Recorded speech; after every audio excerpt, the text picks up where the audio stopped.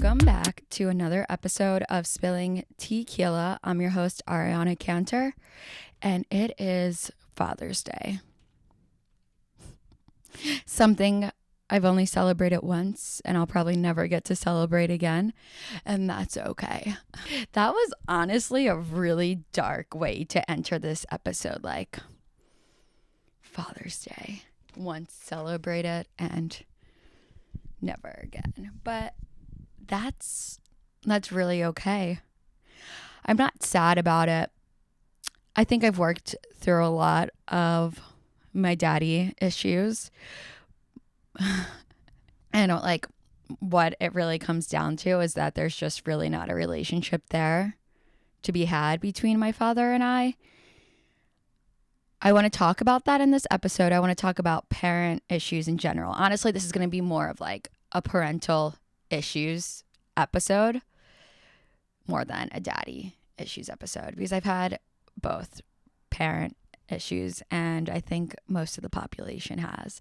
And I love my mother so much, but I think we've all had quite a bit of parental issues, whether we like to admit it to ourselves or not. I'm also not here to like just fully trauma dump, but there was a lot of things that weren't cute. I'm going to do my best to not share too much personal information while sharing personal information. So wish me luck on this one. I know that my first intention, my biggest intention for this episode is to help people not feel broken or sad or misunderstood just because someone in their life felt that way and in return made them feel that way. I really want to normalize the parental issue experience, and today specifically the daddy issue experience. Let's normalize it instead of putting it in a category where there's just so much shame and hurt and trauma. It's very important for people to understand they're not alone with parental issues. Honestly, name a person that doesn't have them, and I'll have a lot of questions to ask them just to make sure that they don't have them. Through my healing journey, I started to heal. That's usually what happens. And I realized I wasn't so alone with the issues I had. Maybe the issues I had weren't someone else's exact issues, but we all have issues. I think it's difficult because you are alone in a sense with whatever you are battling in your life. And from a young age, you feel that people aren't going to be able to relate or understand it because it's your own unique situation. And while that's true, two things can be true at once. Someone else has their own unique situation, and that someone else probably just needs another someone else to relate to and not feel so damaged. No, I don't care if we pretend that we wear our damaged on our sleeve. No one likes to be damaged. Something else that I realized along my healing journey is that issues that you have with your parents probably are issues that they haven't resolved on their own. Parents, I don't think, have a kid and think, I am going to damage this child. I think what really happens is they didn't heal themselves and they didn't get the recognition they needed for themselves from their childhood to then become a better parent. And unfortunately, you get the whiplash of it. There can be an upside to something that's negative. I don't think that I would have some of my favorite qualities if I didn't experience some of the complications I did, which would be my independence, my loyalty, my self-awareness, if I didn't have to learn the lessons I did when I was younger. And who's to say you don't eventually have to learn those lessons in some way, shape, or form when you're older? As you just try to understand things, it makes so much more sense. It feels so much better. If you think not having a relationship with a parent makes you broken, I understand why it feels that way, but it really doesn't. There's still so much life to live. You're so lucky if you get parents that devote their life to their children and they have healed, or they come from a background where they were taught well, whatever the case is. That is such a luxury, and that is not always how it goes. And not everyone is broken. Some of the best people I met are some of the most quote unquote damaged people. I'll lightly go into this story about my dad since it's Father's Day, just to give you enough context to understand my daddy issue perspective. I grew up without a father, and I did not meet my father until I was 24 years old, and he has his own family, so I want to respect that, and I want to respect that aspect of him. We tried to make it work. It did not work, and I was very hurt by it. I'm sure everyone in this situation was very hurt by it, but my reasoning for being hurt was I didn't have a dad, and then I felt like what it was like to have a dad, and then I felt like what it was like not to have one again. And that was difficult to deal with, especially while I was in my 20s and I was trying to figure out my life on my own, not really dealing with parent issues anymore. It was, and also with like having parental issues when I was a child, it was just really triggering, and then new feelings, whatever. It sucked. I put up a very big wall so that something like that couldn't happen to me again. And I eventually let my dad back in a few years later, and not the same thing, but something similar happened again. And I think I did a lot of work from the first time it happened to the second time it happened to not be as hurt as I was the first time, but it still really sucked. And I think the work I've done since then has made me recognize that he doesn't have to be a terrible person. There's probably things that he hasn't dealt with from his past that continue to show up. And at the same time, like, it is a shock to figure out you have a daughter. Would I have handled the situation the way he did? No. Would I marry someone who handled the situation he did? No. But I'm no longer pointing fingers at him to be like, you hurt me. You made me this way, because it's not a good look. It doesn't feel good, and it stops me in the tracks of like where I want to be going in my life, who I want to be, what I want to be doing. When you deal with something traumatic, especially when it's something where your parents are involved, you never know how you're going to handle it, especially if you don't prepare for it. The first time I had my issues with him and he walked out, I went to Miami. This was during like quarantine, like during the pandemic. I went to Miami, and people legit thought I moved to Miami. I partied my ass off, and I ran from my problems so much. Honestly, I think that's an iconic way to handle your problems. Do I recommend it to anyone? No, but much better than like being depressed, laying in bed. Second time, I kind of went the more depressed, laying in bed route, but it was all for the greater purpose. I knew that I just wanted to get the emotions out of the way and work through them. And I mean, I did my best to do that. I did send some crazy messages, but it is what it is. I felt like I was honestly ghosted by my dad the second time, and I felt like I was a crazy ex-girlfriend sending messages drunk 3 different times, and I didn't know how to even like explain it to myself or explain it to anyone else. Like, you don't understand. Like, my dad walked out, didn't answer me. And I understand, when that happens, when someone's dating someone and then all of a sudden the guy just ghosts the girl and the girl goes crazy, like, what the fuck happened? And then I did that with my dad. So I was like, oh, it was like, I'm the crazy ex-daughter. But you know what? It could be worse.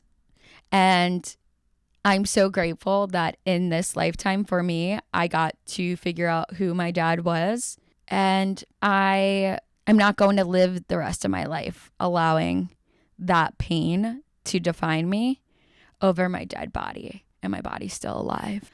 I think the one thing I was craving from that relationship that I didn't have was just honestly knowing who my father was. I didn't know what that was like, so I didn't know what I was missing. And I got to know who my father was. So when all is said and done, to me, that's a good takeaway. Although I do feel that sometimes I am so empathetic that I am like, oh, like, it's okay. Like, they didn't know any better. And then it's like, wait, you came from them, Ariana. They didn't come from you. Like, you didn't raise them, but like, whatever. It's okay. They didn't know any better.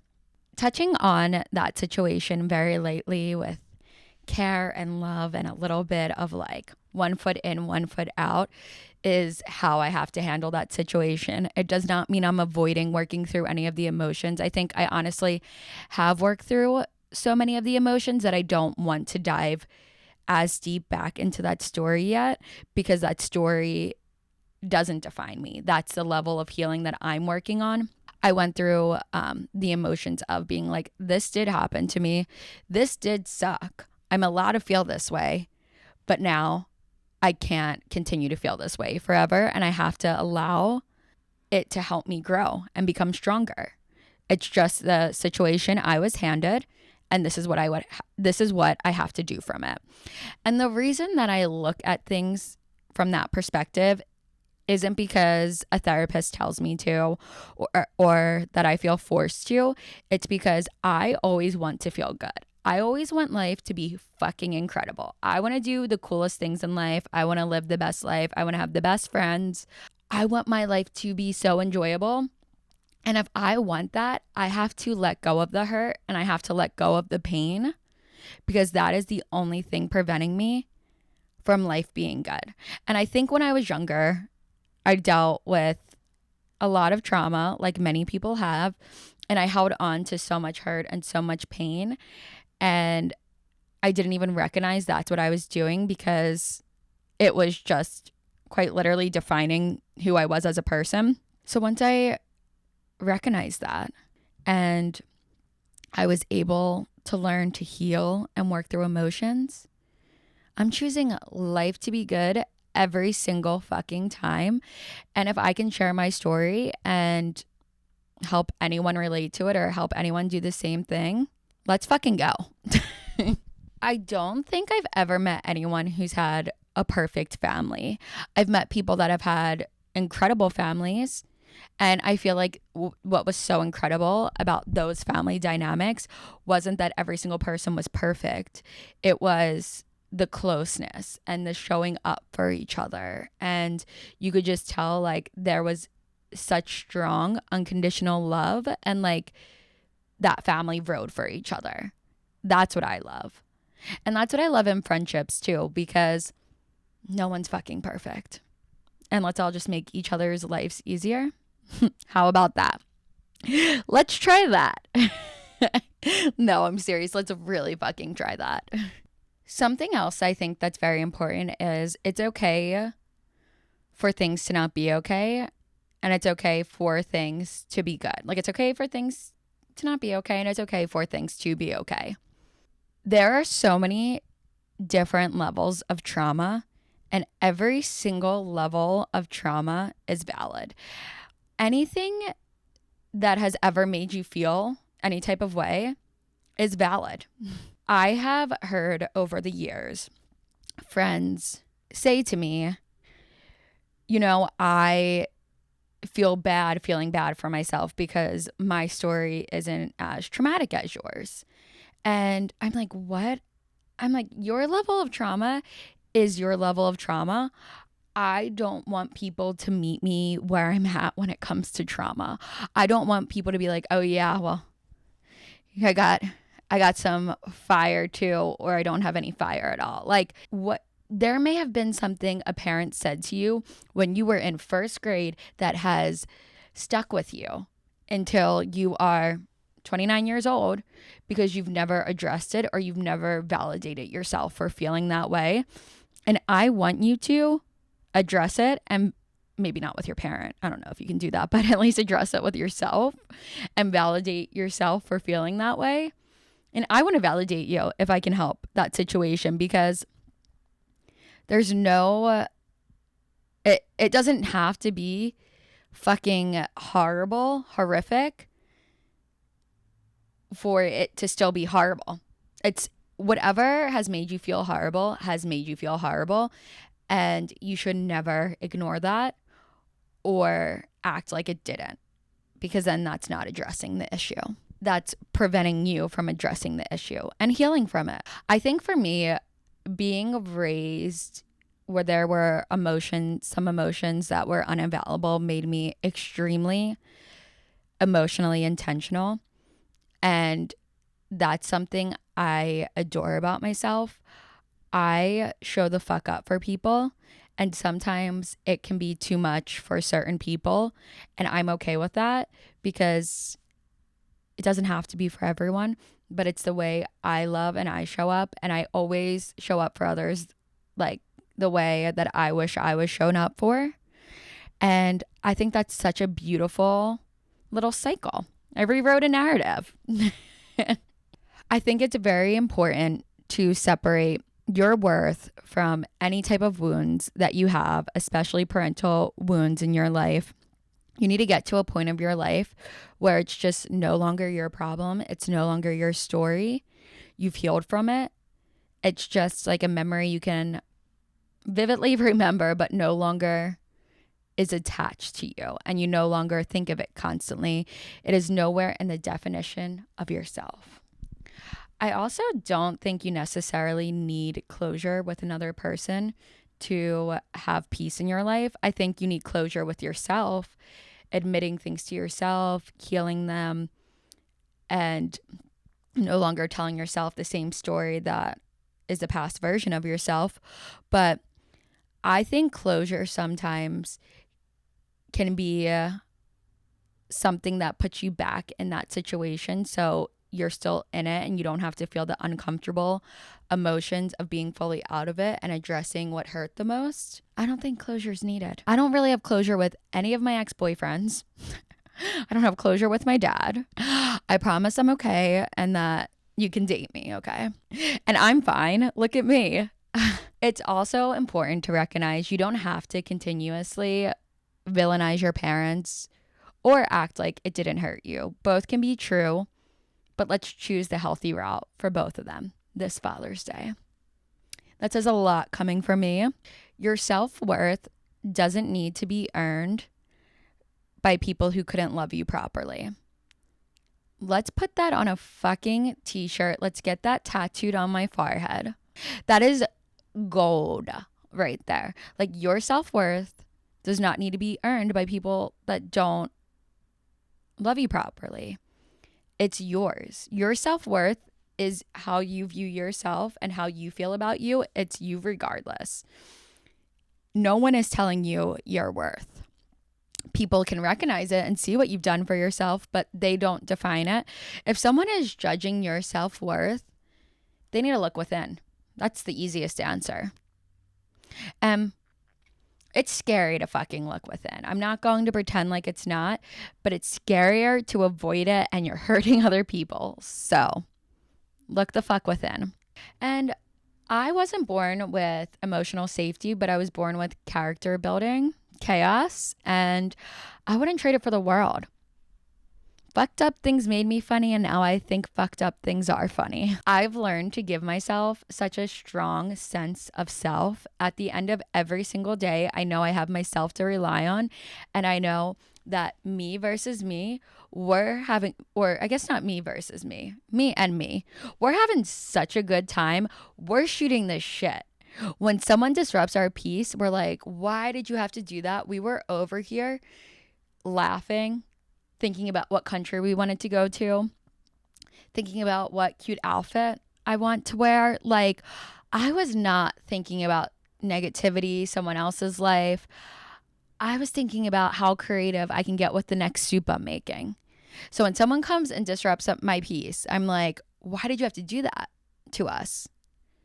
And I love that sense of myself, that like I'm always going to have a good time when it's just me. And anyone else that wants to be a part of my good time needs to not disrupt my peace. Thank you very much.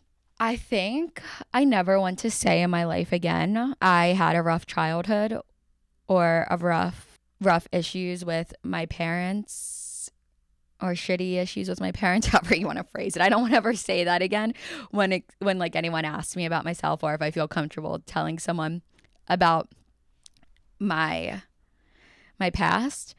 I just want to like normalize saying this was my life through my lens, through my perspective. What was yours? It doesn't have to be rough anymore. It doesn't have to be painful. It doesn't have to be traumatic. It was all character building, and it made me strong as fuck.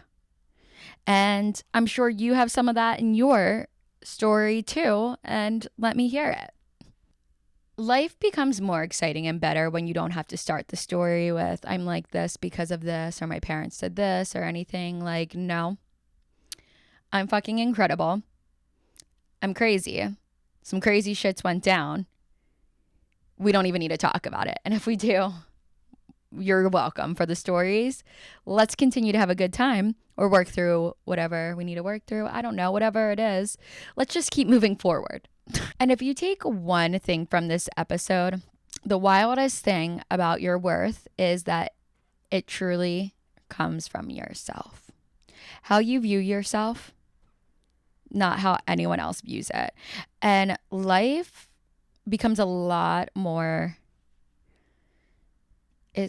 easier when you recognize that, because then you stop searching for how people view you, and you start to like really get close with yourself and recognize, how do I view myself?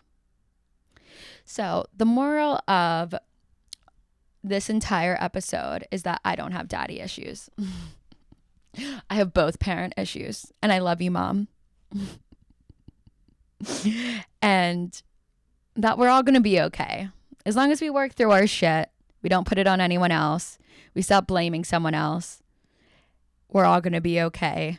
We're going to get through this Sunday together. I hope this episode was good. I hope that it helped anyone get through a tough Sunday. If it was tough, I hope that maybe you laughed at it, maybe you related to it. Write in, let me know more. We can discuss further. Okay, I will see you same time, same place next week. Mwah.